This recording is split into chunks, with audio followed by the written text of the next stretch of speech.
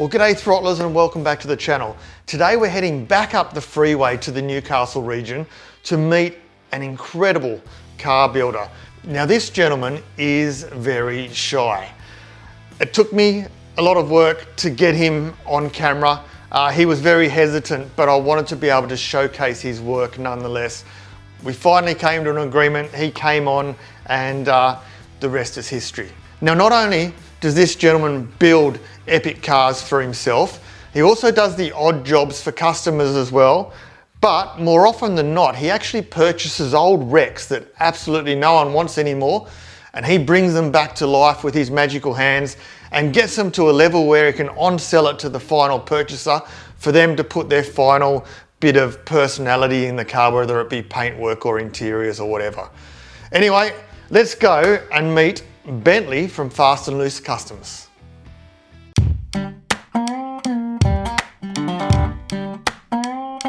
Well, g'day throttlers, welcome back to the channel. Today I'm in what could be classified as a man cave, kids playground. It's incredible in here, and I'm with Bentley, who is the mastermind behind this location. So Bentley, thank you for having me in here, mate. So you're obviously a car enthusiast. These creations are all your handiwork. Tell me where your love for cars may have started.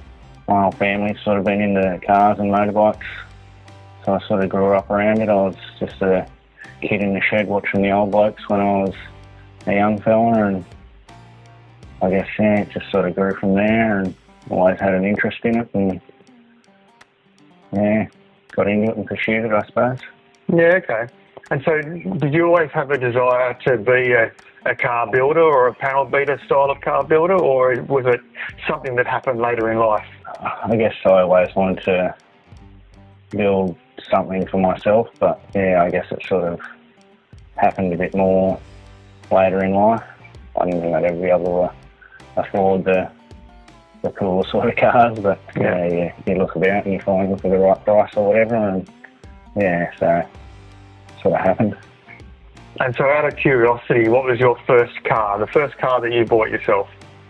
First one I bought myself, just an old Mazda van. Mm-hmm. Yeah. Yeah, and then not that I was right into vans or anything, but I tinkered with it because I like to tinker. And out of all the cars that you've had in the past, or you may have now, do you have a particular favourite? I know you can't say, oh, this is my favourite, but is there one that's right up there for you? I love my Mercury, Ford Mercury, 39 Ford Mercury. But yeah, like you said, it's pretty hard to pick. Yeah, yeah, absolutely. We'll show you around the workshop a little bit later in the story, but yeah, the Mercury over the back, so that's beautiful. There's a couple of really special vehicles in this workshop. This is a hobby for you, isn't it? It's not so much a business? Yeah, I do a little bit of work for people, but I guess it's more a passion, definitely. Yep.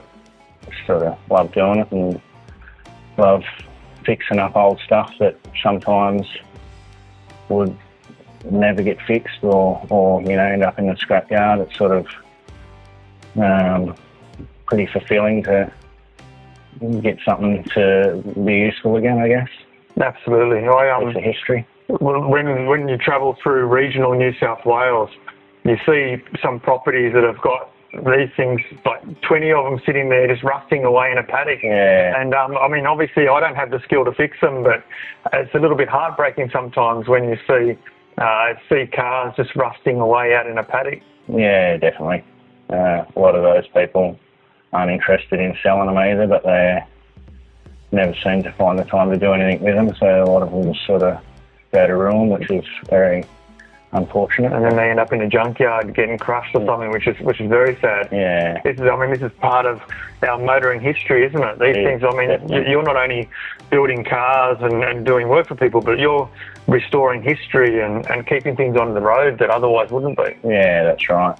I mean, yeah, I'm not building or restoring them to their former glory, but a lot of the stuff that I do is things that I guess the restorators aren't even interested in doing. They're too far gone or whatever they might think of them, and so I don't like to wreck good cars. If it's something that can be restored, then I'll leave that for those people, but the ones that they leave behind, I try and do something with to keep them, you know, on the road one way or another, or enjoyed by everyone. And in particular, those couple of cars over there, which we're going to show you guys very shortly, you've turned them from 4 doors into 2.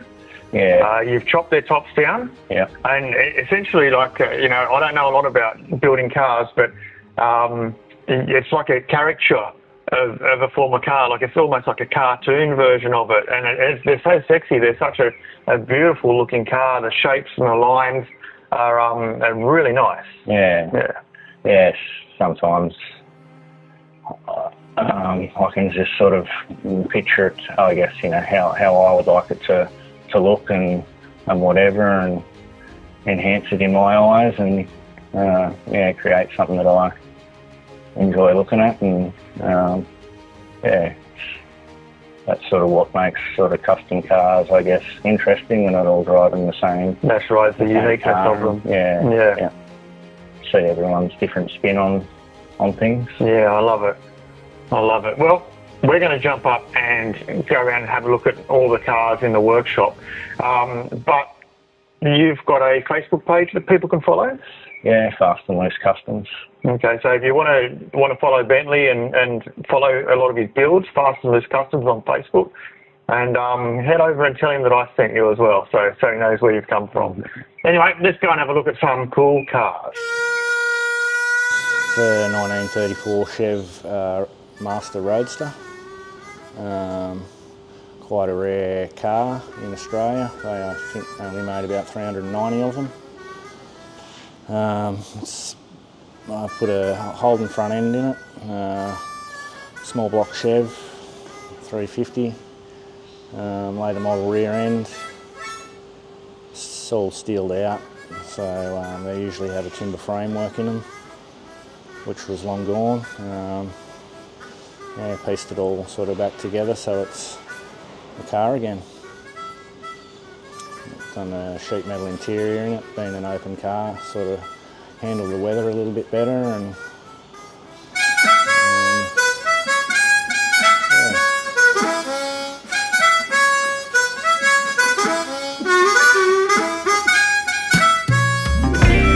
This is a 1949 Chev sedan.